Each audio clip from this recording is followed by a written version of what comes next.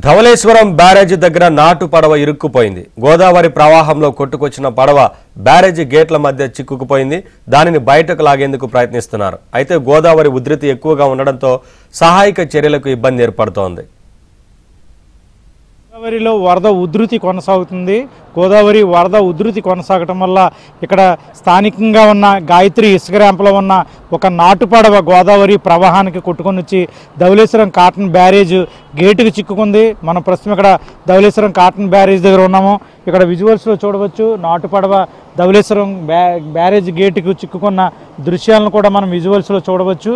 అంటే ముఖ్యంగా చూస్తే కనుక గత 4 రోజులుగా కూడా గోదావరిలో వరద ఉధృతి కొనసాగుతుంది. ప్రస్తుతం ధవళేశ్వరం కాటన్ బ్యారేజీ వద్ద 10.80 అడుగుల నీటి మట్టం ఉండడంతో 175 గేట్లను కూడా ఎత్తివేసి గోదావరి జలాలను దిగువకు విడుదల చేస్తున్నారు. మనం విజువల్స్లో చూడవచ్చు.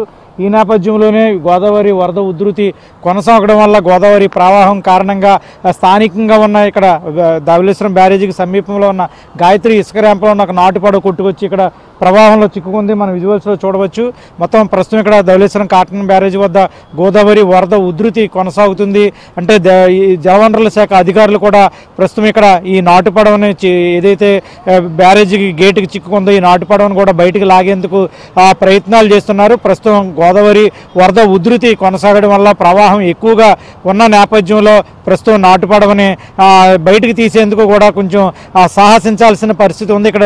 ఇక్కడ ప్రమాదకరంగా గోదావరి ప్రవాహం కొనసాగుతుంది. ఈ ప్రవాహంలో గేటు దగ్గరికి వెళ్ళి నాటు పడవను బయటికి తీయాలంటే చాలా కష్టమైన పని. జలవనరుల శాఖ అధికారులు ప్రస్తుతం నాటు పడవకి సంబంధించి గేటుకి చిక్కుకున్న నేపథ్యంలో ఇక్కడ దాన్ని సురక్షితంగా ఏ విధంగా బయటికి లాగాల, నాటు పడవను ఏ విధంగా బయటికి తీయాలి, గోదావరి ప్రవాహానికి అడ్డు లేకుండా అనేది కూడా జలవనరుల శాఖ అధికారులు అయితే ఇక్కడ ఏర్పాట్లు చేస్తున్న పరిస్థితి అయితే నెలకొంది. ఇప్పటికే జలవనరుల శాఖ అధికారులు ఇక్కడ ఎవరైతే మత్స్యకారులు ఉంటారో నాటు పడవలకు సంబంధించిన వాళ్ళని కూడా ఇక్కడికి తరలించి ఇక్కడ నాటు పడవను బయటికి లాగేందుకు కూడా ప్రయత్నాలు చేస్తున్నారు.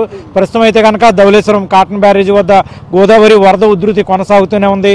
ఇక్కడ ప్రస్తుతం బ్యారేజీ వద్ద 175 గేట్లను ఎత్తివేసి అధికారులు మొత్తం ప్రస్తుతం 5 లక్షల క్యూసెక్ల వరద నీటిని దిగువకు విడుదల చేస్తున్నారు. ఎగువ ప్రాంతాల్లో కూడా భారీ వర్షాలు కురటం వల్ల గోదావరి వరద ఉధృతి కొనసాగుతుంది. ధవళేశ్వరం బ్యారేజీ వద్ద వరద ఉధృతి కొనసాగుతుంది. ప్రస్తుతం అయితే కనుక గేట్ల వద్ద ఏదైతే నాటు పడవ చిక్కుకుందో ఆ బోటును కూడా బయటికి లాగేందుకు ప్రయత్నం చేస్తున్నారు. ఒకవేళ బోటు అడ్డంగా ఉంటే కనుక వరద ప్రవాహం మరింత పెరిగితే ఇక్కడ ప్రమాదం ఉండే పరిస్థితి ఉందని జలవనరుల శాఖ అధికారులు అంచనా వేసి ఈ బోటును కూడా బయటికి లాగేందుకు ప్రయత్నం చేస్తున్నారు. ఇది ధవళేశ్వరం కాటన్ బ్యారేజీ వద్ద గోదావరి వరద ఉధృతిలో ఒక నాటు పడవ ఇక్కడ ధవళేశ్వరం కాటన్ బ్యారేజీకి చిక్కుకున్న పరిస్థితి, తగులుకున్న పరిస్థితి. వీడియో జర్నలిస్ట్ సతీష్తో రాజుబాబు, AVN ఆంధ్రజ్యోతి, ధవళేశ్వరం.